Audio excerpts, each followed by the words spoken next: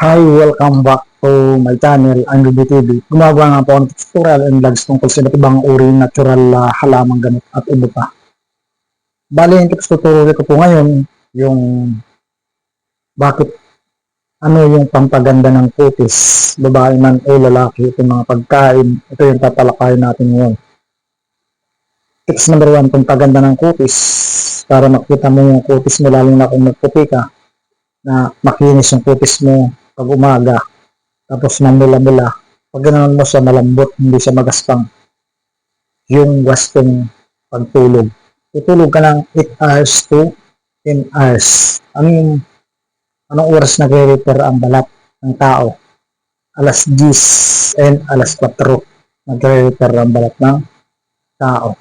Babae, lalaki, bata man o etc. Yan.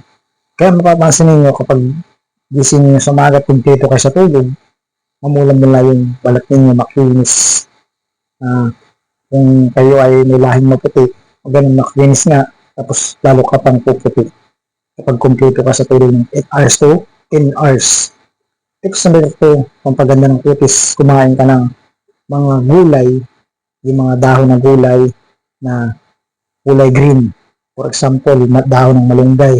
Kain ka ng gulay na dahon ng malunggay, dahon ng sili, dahon ng lagikway. Yung dahon po ng lagikway ay hindi kayo makakita niyo sa Maynila, sa parating Quezon Province. May dahon ng lagikway.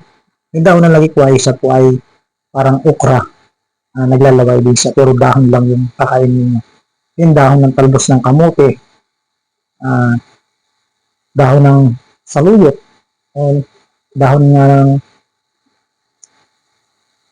dahon ng mga sibuyas, or dahon ng mustasa, itsay, likos, din yung mga repulyo or mga pitsay bagyo, mga gulay na kulay green. Yan po ay nakakaganda ng kutis.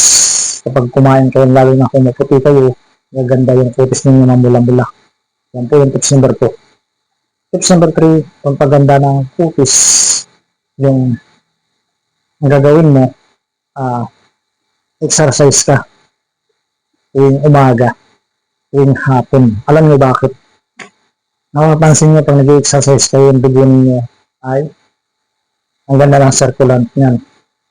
May makikita ka, di ba, pag nasisikatan siya ng araw, lalo kung medyo pagod siya, yung maputi, lalong yung kutis niya gumaganda, pumupula. Yan. Exercise kayo ng umaga o hanggang sa kaya ninyong exercise. Kasi pampaganda rin po yun ng kutis. Kasi yung dugo natin, nagsisirkulan nga. Kapag tatakbo tayo, siyempre mababatak. Maganda yung daloy ng dugo natin sa mga ugat natin. Yan yung tips number 2. Tips number 3.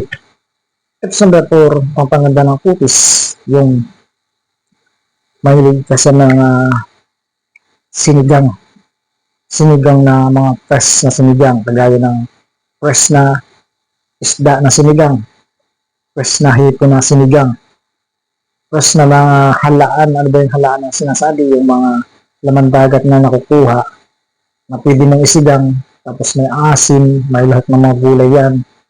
Yan, kapag nakakain kayo niyan or nakahilig ng sabaw na madami, gaganda din yung kutis ninyo. Yun yung tips number 4, ang paganda ng kutis. Tips number 5, pampaganda ng kutis, siyempre, yung kung mayroon kayong doktor, yung vitamins. May mga vitamins na iniinom ngayon na pampaganda ng kutis, pampahiyang, pampapula ng dugo. Yan. Yan po yung pampaganda ng kutis.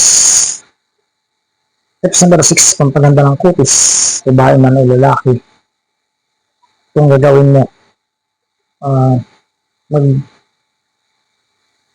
sumali ka sa mga athlete, kagaya ng may mga basketball sa inyo, volleyball, badminton, table tennis, taekwondo player, arnis di mano, judo, karate, boxing. Yan, ganun din kutis ninyo. Mula doon sa una, kung naumpisa ninyo, tapos hanggang ngayon, tips number 6, athlete pa kayo. Siyempre kapag athlete, yan ay maaga matulog, disiplinado sa pagkain, disiplinado sa pag-inom, or yung mga vitamins.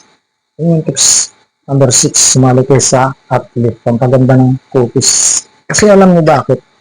Mapapansin yung mga athlete ang gaganda ng kutis. Kasi batak na batak ka, isa ba sa tao na palagi nakaupo.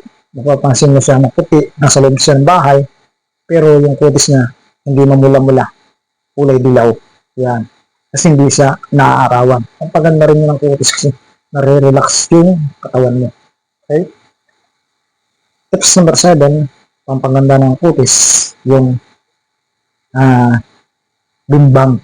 Kapag ikaw ay computer sa bimbang araw-araw, lalo na kung bata ka pa, gaganda yung kutis mo. Kasi alam mo ba, kapag palagi kayo nagbibimbangan, yung kutis ninyo ay maganda yung resulta. Mapapansin mo pagkatapos magbimbangan, di ba?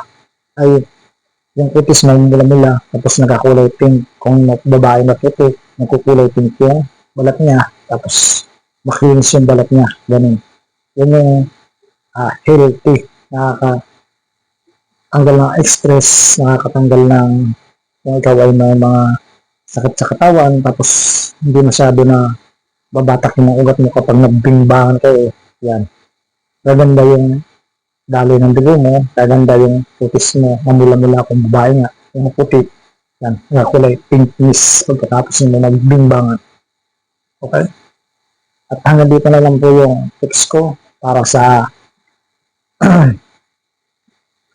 pampaganda na kutis. Okay? Sa bago po dito sa channel ko at hindi pa po nakaka-subscribe, pwede bang tingin naman ang subscribe sa man yan. And paki-likes naman po. And paki-share na rin po sa friends and family.